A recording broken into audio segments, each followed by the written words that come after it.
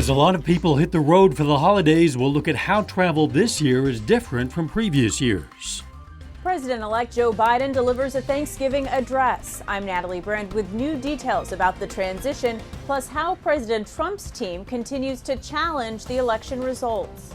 The 4 states' most watched news starts now. Area highway officials are prepared to protect Thanksgiving holiday travelers, even if fewer than usual are hitting the roads this year. This is KOAM News at 5. KOAM's Chris Warner joins us live from Highway 69 just south of Pittsburgh.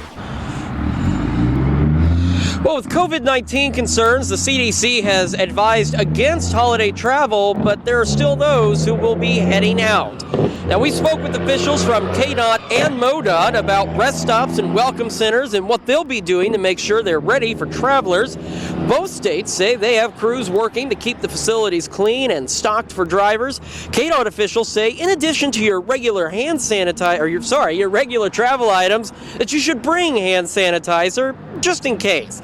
Officials with Kansas and Missouri Highway Patrol say they've noticed an increase in inattentive drivers ultimately crossing lanes and causing crashes. So they'll be stepping up their patrols even more this holiday weekend. We're just making sure that our troopers out on the road this weekend are watching for those types of violations so that they can stop the people, find out if they're driving distracted or if they're tired. If they are tired, we want them to pull over and get some rest before they travel on, or if they're under the influence or if they're impaired. Now, agencies in both states say they'll, of course, be boosting patrols along the highways. In fact, Oklahoma officials will be posting highway patrolmen every 15 miles on I-40 and on I-35. Now, tonight at 6, we're going to hear more from Trooper Wingate, as well as a couple of area drivers on their plans. Reporting live from Highway 69, just south of Pittsburgh, Chris Warner, KOAM News. All right, Chris, we'll see you at 6. Nationwide, around 5 million people have already passed through airport checkpoints, and TSA is expecting today will be one of its busiest days since March.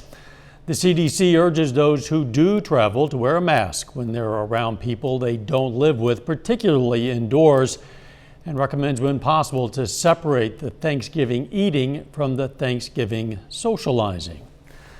Doug Heddy joins us now with a first look at the weather from his home. Doug.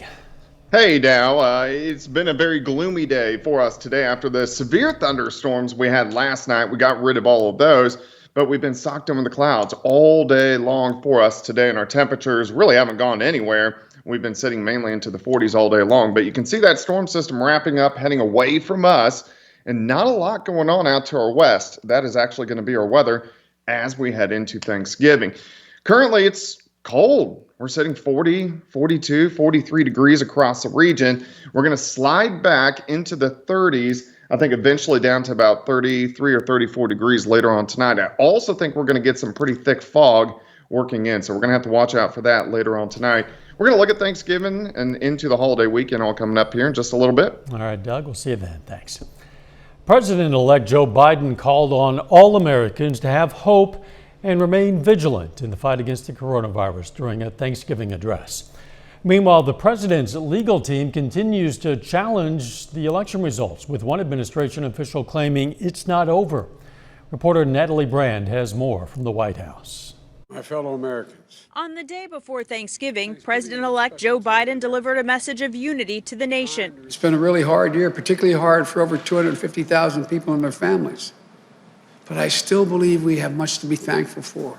The coronavirus pandemic has been at the forefront as the Biden-Harris team began transition coordination with the Trump administration this week. Starting on day 1 of my presidency, we will take steps that will change the course of this disease. The president-elect's advisors say the transition team has had more than 30 virtual briefings across federal agencies so far. Next week, the president-elect is expected to announce more of his cabinet nominees, including some members of his economic team. The president-elect and vice president-elect are also expected to receive their first high-level intelligence briefing on Monday. The voting is over, but the outcome has still not been determined. President Trump and his team have not given up challenging the election results, even though courts in multiple states have ruled against the Trump campaign. The president's lawyer, Rudy Giuliani, joined a group of Pennsylvania GOP legislators in Gettysburg for a hearing on voter fraud, one day after the state certified Mr. Biden as its winner. Mr. President, you are connected. The president joined by speakerphone. This election was rigged and we can't let that happen. As the fight continues inside the White House, outside preparations are underway for the holiday season. Natalie Brand, CBS News, the White House. President Trump this afternoon pardoned former National Security Advisor Michael Flynn. Flynn pled guilty to lying to the FBI about his contacts in Russia during Special Counsel Robert Mueller's investigation. Now, today's KOAM News Now Insta poll, and this day before Thanksgiving, we're asking, what's the best part of the turkey? Your options are the white meat, the dark meat, or I don't like turkey. You can vote at KOAMNewsNow.com/vote or through the KOAM News Now mobile app. Results are updated live, and we're going to have an update in just a bit. A little bit later, how the experience of visiting Santa is changing for kids across the country this year. And next in Health Watch, the U.S. reports its highest number of single-day COVID-19 deaths since May. Researchers at Northwestern University are using artificial intelligence to detect COVID-19 by analyzing X-rays of the lungs. Scientists say this technique will not replace swab testing, but could be used to screen patients admitted to the hospital for other reasons. Yesterday, more than 172,000 new coronavirus cases were reported across the United States, and there were more than 2,100 COVID-19 deaths. That's the most in a single day since early May. Laura Podesta reports. Travelers are heading to the nation's airports despite pleas from the CDC and other officials to stay home this Thanksgiving. I'm urging you not to engage in your normal Thanksgiving plans. Chicago's mayor says positivity rates in the city are dangerously high. We are still on track, unfortunately, tragically, for an additional 1,000 deaths by the new year just in Chicago alone. Coronavirus cases are surging across the Midwest. I'm a fighter. I want to get this over with. One hospital in Topeka, Kansas has had to turn a waiting area into hospital rooms for those without COVID because the ER is full. Doctors say it's only going to get worse. We're going to have patients who are very sick at home because they can't come to the hospital. As the pandemic rages, the head of Operation Warp Speed tells CBS News the first wave of vaccinations could begin as early as next month for those at high risk. As for the general population, the U.S. population as a whole should be covered in terms of vaccine doses available somewhere between the month of May and the month of December. Here in New York City, the mayor said he will announce plans next week to reopen the public schools. We'll be in stages. We will find a way back through this pandemic. The city shut down schools abruptly last week because of rising cases across the city, even though the infection rate within the schools remained low. Laura Podesta, CBS News, New York. California reported another 18,000 new cases today and more than 100 additional deaths. California set a new record on Monday of more than 20,000 cases. Pre-pregnancy obesity is on the rise in the U.S. A new CDC report shows rates rose more than 3% in recent years. Women under age 20 and those with a college degree were the least likely to have obesity issues.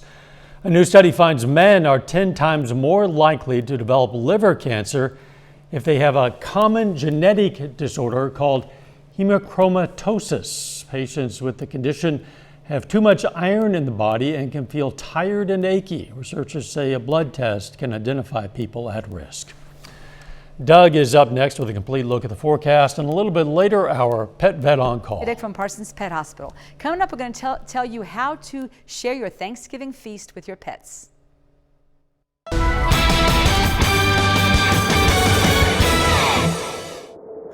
Well, it definitely turned out to be a gloomy day for us today after the showers and thunderstorms we had last night, even some severe weather, 8, 9, 10 o'clock. And then since midnight, we haven't had much rain, only 3/100ths of an inch, but for the month, 3.5 inches for the year, sitting right at about 40 5 inches of rain. So as we look into the holiday weekend, it's going to be a great Thanksgiving. It is going to cool down a little bit for the weekend. We are going to have some rain chances Saturday night into Sunday. Of course, you can always get my long range forecast on my month-long blog.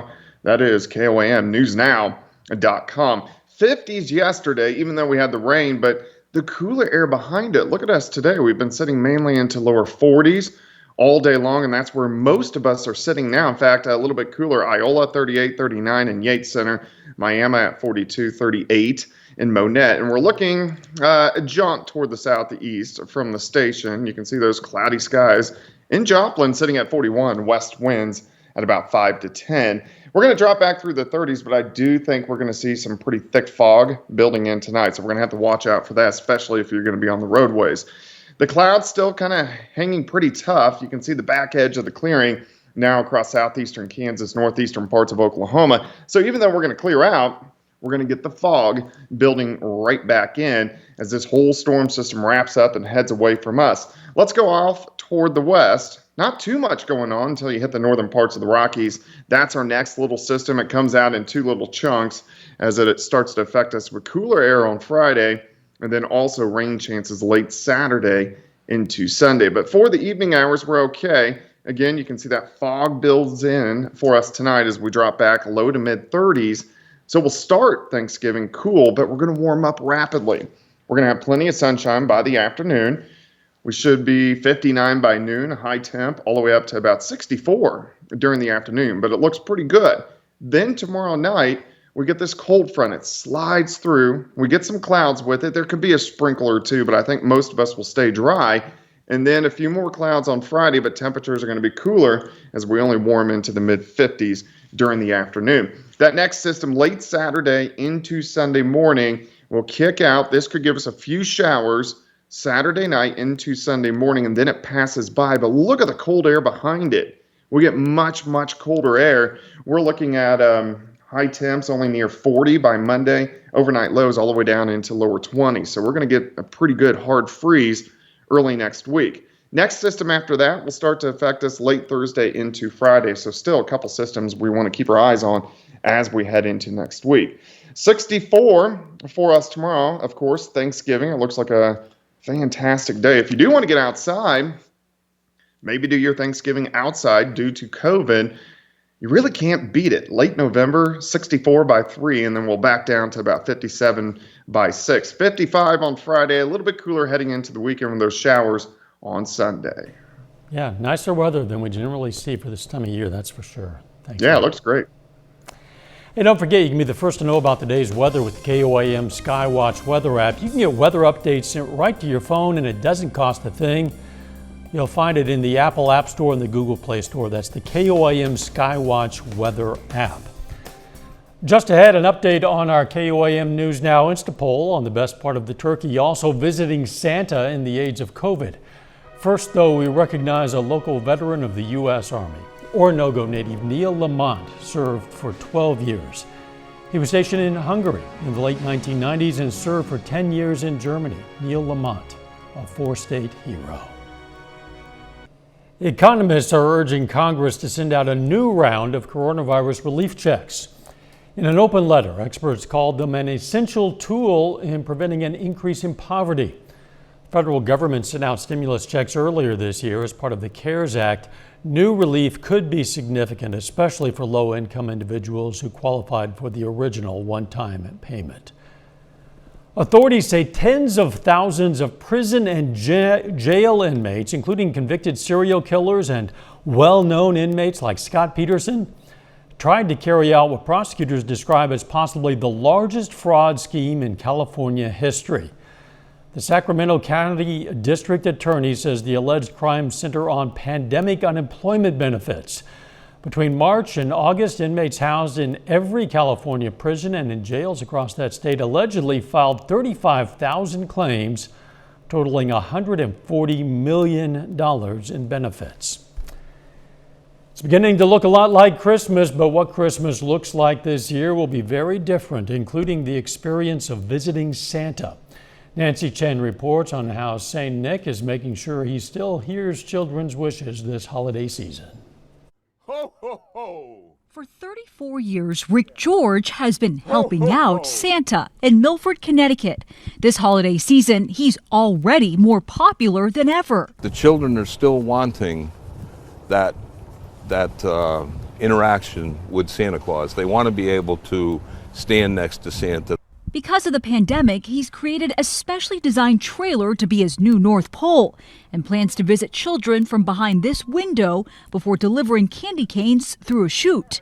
Children have told Old St. Nick their Christmas wishes for generations. But this year, Santas around the world are finding new ways to evolve with 2020's challenges. This Kentucky mall built a wall of presents to keep Santa socially distanced. At Bass Pro Shops, children visit Santa through an acrylic barrier. And it was the best time I ever had. Stephen Arnold is the president and CEO of the International Brotherhood of Real Bearded Santas. He plans to do virtual visits and stay inside a snow globe for in-person greetings. He says it's not just safer for children, but the Santas who are often older and more at risk. We just need to stay away as long as this virus is active in the community. And we don't want to catch it and spread it to the children that we love. For many, the Christmas spirit continues, even if this year is different. I believe that it's important for the people that can to give back where they can. And this is easy for me to do. Pandemic or not, Santa Claus is still coming to town. Nancy Chen, CBS News, Milford, Connecticut. Let's take another look now at our KOAM News Now Insta poll. We're asking, what's the best part of the turkey? So far, 57% say the white meat is the best, 33% say the dark meat, and 10% don't like turkey. Still have time to vote at KOAMNewsNow.com/vote or through the KOAM News Now mobile app. We'll have the final results in the poll on KOAM News at 6. Our pet vet on call next.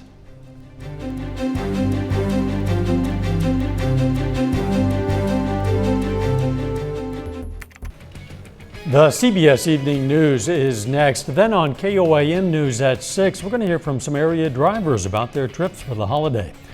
Plus, some Southeast Kansas high school coaches will react to the Kansas State High School Activities Association voting for winter sports to start on schedule. Stay with us for the CBS Evening News and then KOAM News at 6. The aromas and tastes of Thanksgiving feast can be tempting for every member of the household, and that includes our pets. Today's question for our pet vet on call: what Thanksgiving leftovers are safe for my dog or cat? Meats, vegetables, and treat-size portions. And by meats, I mean turkey or roast, never ever ham. Vegetables, pure vegetables, not the vegetable salads with condiments like ketchups and mustards and mayonnaises. And treat-size portions, because if you are thinking you're generous and you're going to save all the leftovers for your dog, you will cause pancreatitis and it can be fatal. What I recommend is save all your leftovers, peel off all the turkey off the bones and the juice of the turkey into a pan, and every night take a spoonful or 2 or 3, depending on what the size of your dog or how many dogs you're feeding. Warm that up in a little bit of warm water and pour it over their food. They will be so happy they will feast for days to come. We invite questions from anyone. If you have one, you just send it to PetVet at KOAMTV.com. Dr. Eva Dudek from the Parsons Pet Hospital answers a different question every Wednesday on KOAM News at 5. Let's check out our picks of the litter for the week. From the Joplin Humane Society, we've chosen this adult female short hair named Dee Dee. And from the Southeast Kansas Humane Society, we've chosen Bill, a 4-year-old Labrador Retriever mix. Just licking his chops. If you're looking for a pet, check out your local Humane Society. Let's check back in now with Doug for a final look at the weather. All right, Dow, we do need to watch out for the fog tonight. It's going to be very gloomy out there, and I do think it's going to be fairly thick. So if you are going to be on the roadways tonight into early tomorrow morning, watch out for that. But the afternoon looks fantastic.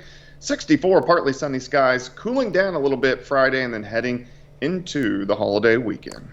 Thanks, Doug, and thank you for joining us. We'll see you at 6. In the meantime, let's take care of ourselves and each other.